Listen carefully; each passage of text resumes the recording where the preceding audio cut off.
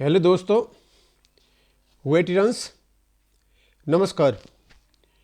मैंने आज annual identification के ऊपर एक कुछ लगा रखा है जो पीआईबी का प्रेस इंफॉर्मेशन ब्यूरो से जानकारी है जो एमओडी ने दी है। इसको मैं थोड़ा बाद में बताऊंगा। उससे पहले मैं थोड़ा दूसरी बात करना चाहता हूं।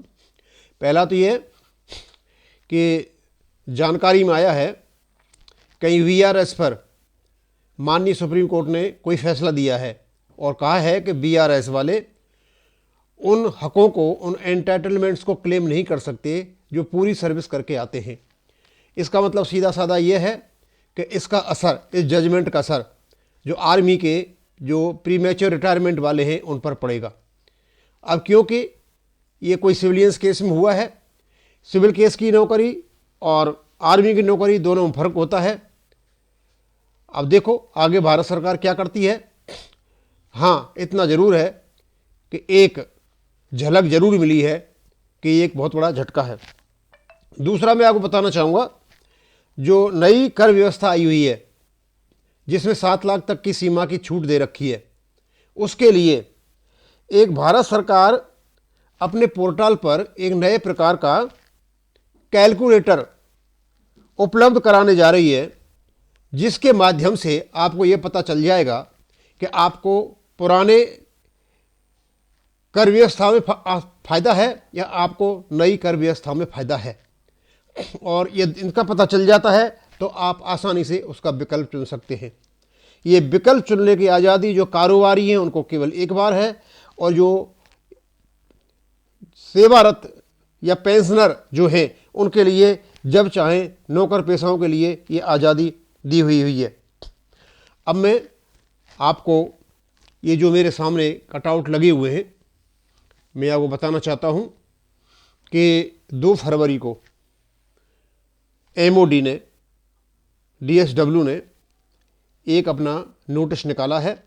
उस नोटिस में कहा है कि 2 तारीख तक, जब ये निकाला है, 3,19,366 जो रक्षा पेंशन भोगी हैं उन्होंने अपना लाइफ सर्टिफिकेट जमा नहीं कराया है या एनुअल आइडेंटिफिकेशन नहीं कराया है। तो स्वाभाविक सी बात है कि उन्होंने कहा है कि इसको आप 20 फरवरी तक इसका पूरा करें, ये आपसे अनुरोध किया गया है। क्योंकि पहले भारत सरकार ने जो दिसंबर तक जमा कराना था, नवंबर में उसको 3 महीने की छूट दे रखी थी। अब वो ख़त्म होने वाली है, और जैसे ही ख़त्म होगी और यदि आप लाइफ एनुअल आइडेंटिफिकेशन नहीं कराओगे तो आपकी पेंशन रुकने के चांसेज हैं। मैं थोड़ा पढ़ के बता देता हूँ क्या कहा है उन्होंने। रक्षा पेंशन भोगियों से 20 फरवरी 2023 तक वार्षिक पहचान का कार्य पूरा करने का अनुरोध, और ये मिनिस्ट्री ऑफ डिफेंस का निकला हुआ है और पीआईबी की रिपोर्ट में आया हुआ है। सिस्टम फॉर पेंशन एडमिनिस्ट्रेशन रक्षा या स्पर्श के माध्यम से पेंशन प्राप्त करने वाले सभी रक्षा पेंशनरों से अनुरोध है कि वे दिनांक 20 फरवरी 2023 तक अपनी वार्षिक पहचान का कार्य पूरा कर लें। यानी स्पर्श में जो चले गए हैं वो अपनी जो पहचान है, अपना लाइफ सर्टिफिकेट है, एनुअल आइडेंटिफिकेशन है, यहाँ तक 20 फरवरी तक पूरा कर लें। मासिक पेंशन के निरंतर और समय पर क्रेडिट के लिए वार्षिक पहचान या जीवन प्रमाण पत्र को पूरा करना एक सांविधिक आवश्यकता है और ये बहुत ज़रूरी है। अब किन किन तरीक़ों से करना है उनको यहाँ बताने की ज़रूरत नहीं है कि अब तक आप बहुत कर चुके हो। आप या तो बैंकों में जाएँ, या आप जीवन प्रमाण पोर्टल पर जाएं, या आप जो सर्विस सेंटर से वहाँ जाएं। इसको आप आराम से कर सकते हो। याद रखा जा सकता है कि रक्षा मंत्रालय एमओडी ने पहले बैंकों के पेंशनरों के लिए 3 महीने के लिए पेंशन भुगतान के विस्तार को मंजूरी दी थी, जो ये स्पर्श सुविधा में चले गए थे और जिनकी पहचान नवंबर 2022 में होनी थी। रक्षा लेखा विभाग के पास वर्तमान में उपलब्ध जानकारी के अनुसार स्पर्श में उपलब्ध जानकारी अनुसार इस पर के माध्यम से पेंशन पाने वाले 3,90,366 रक्षा पेंशन भोगियों ने अभी तक अपनी वार्षिक पहचान पूरी नहीं की है। ये अनिवार्य है कि ऐसे पेंशन भोगी समय सीमा से पहले वार्षिक पहचान या जीवन प्रमाण पत्र को पूरा कर लें। ये तो गाइडलाइंस है स्पर्श वालों के लिए, क्योंकि स्पर्श वालों को पता चल गया है, आराम से पता चल जाता है वहाँ कि कितने लोगों ने, कितने पेंशन भोगियों ने अपना लाइफ सर्टिफिकेट जमा नहीं कराया है। तो आपको पता होना चाहिए। और यदि आपके आसपास आप पढ़ रहे हो, इसको देख रहे हो, तो आप उनको बताएं, दूसरों तक पास करें इस चीज़ को कि भाई इसको पूरा करो। अब दूसरा वो है जो लीगेसी सिस्टम है। लीगेसी सिस्टम माने जो स्पर्श में नहीं गए हुए हैं, जो पुराने सिस्टम से ले रहे थे। Legacy pensioners pre 2016 retiree who has not yet migrated to Sparsh can perform their life certification as was being done by them in previous years. तो अभी जो बैंकों में है या डीपीडीओ में है तो अपना लाइफ सर्टिफिकेट उसी प्रकार दे सकते हैं जैसे वो पहले दिया करते थे। डीपीडीओ में जा करके दे आएँ या बैंकों में जा करके दे आएँ, क्योंकि वो पहला वाला स्पर्श के लिए था, ये आपके लिए है।